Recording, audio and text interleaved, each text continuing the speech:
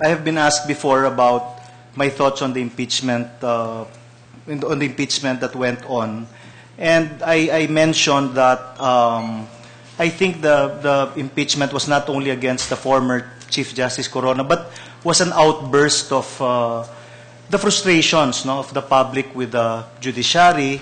At I'm starting with this statement po kasi ang dami-dami pong tweeted that texted questions na mukhang ganito po yung isinasaad, no, ng damdamin ng publiko. Kaya po minarapat ko na paghaluin yung tanong ko, yung pinrepare, isa o dalawa sa mga questions that I prepared, and then siguro po kadamihan yung pong suggested questions at saka po isa o dalawa dun sa opposition para po mailahad ninyo ang inyong posisyon dito. The first question po that I have in mind is, what was it like for you during the entire episode of the impeachment trial? Well, like everybody else, I was following it. But, it was weird because in the court itself, we hardly discussed it. We did not discuss it in division meetings or even in the bank. Why? Well, I said it's weird. That's how it happened. I would discuss it with my staff, but with the justices, we didn't discuss it, as far as I'm concerned.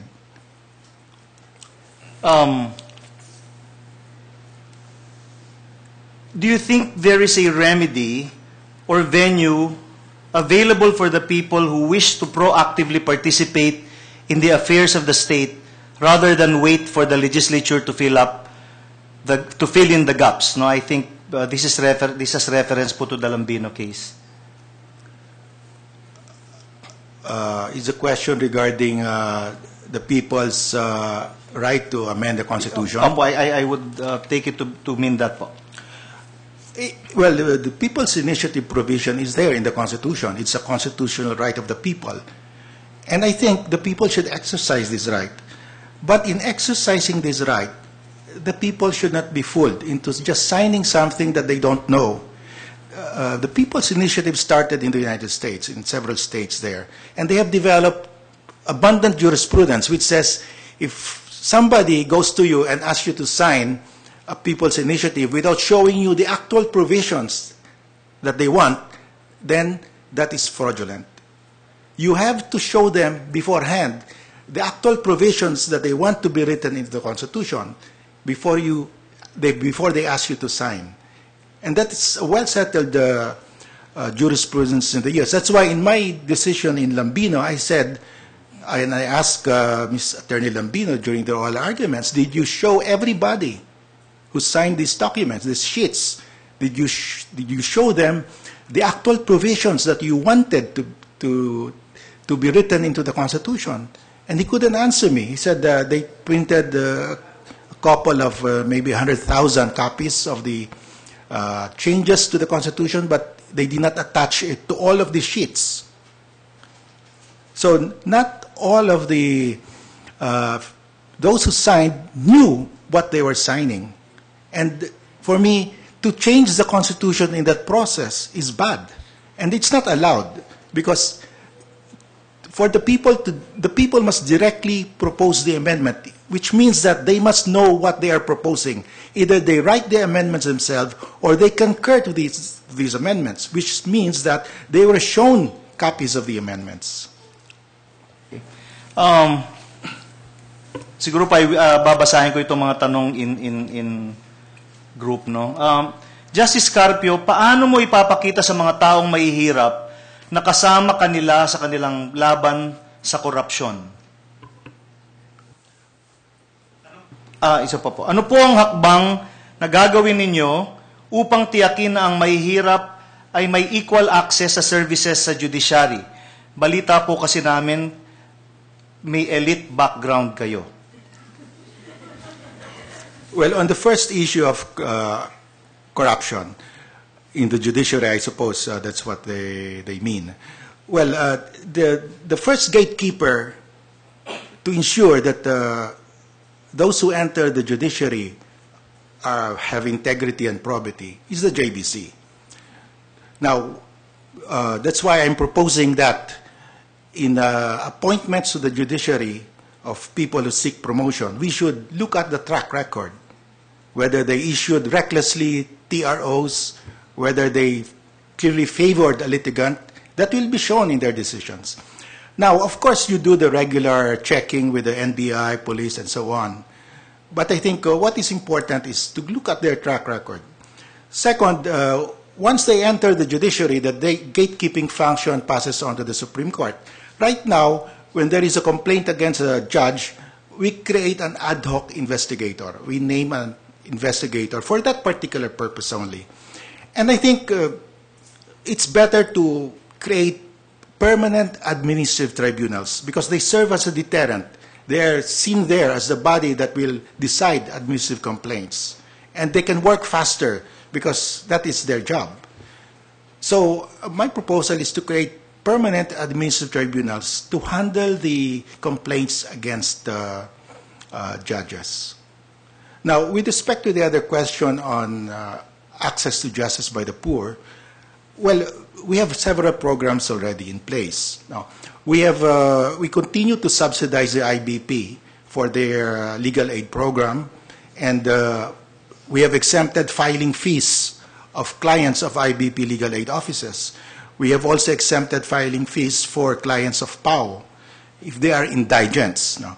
And we have this small claims court where it's very inexpensive to file your claims.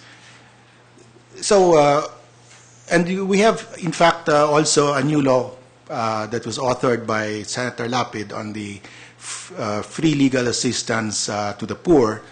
I have instructed our court attorney to prepare already to work out the implementing rules for this because we are tasked under that law to adopt implementing rules as far as the court is concerned. Thank you po. Marami pong judges ang late sa kanilang hearing and even do not appear without notice, wasting people's money. What can you do about this? Well, the Office of the Court Administrator has to be tasked to monitor those situations, no? And that will be solved, however, with the forthcoming case management system. Because in the case management system, it will show there the actual work, the incidents of a case. So judges cannot complain anymore. We cannot give excuses that they have so much cases, that they have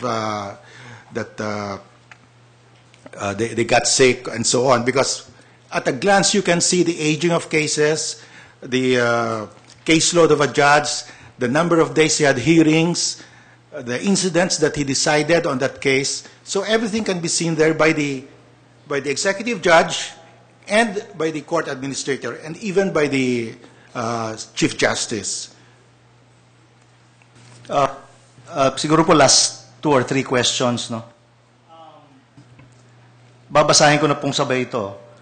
Yung isa po, yung opposition ni Mr. Dante Jimenez. Mr. Dante Jimenez is opposing your nomination because he will be, and I quote, he will be a biased Chief Justice because he represents the old boys club in the Supreme Court.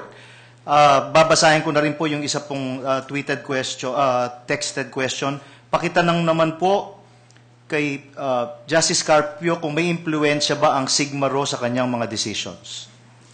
Well, on the second question, in fact, I voted for the dismissal of a member of our fraternity, a Court of Appeals Justice, to be dismissed.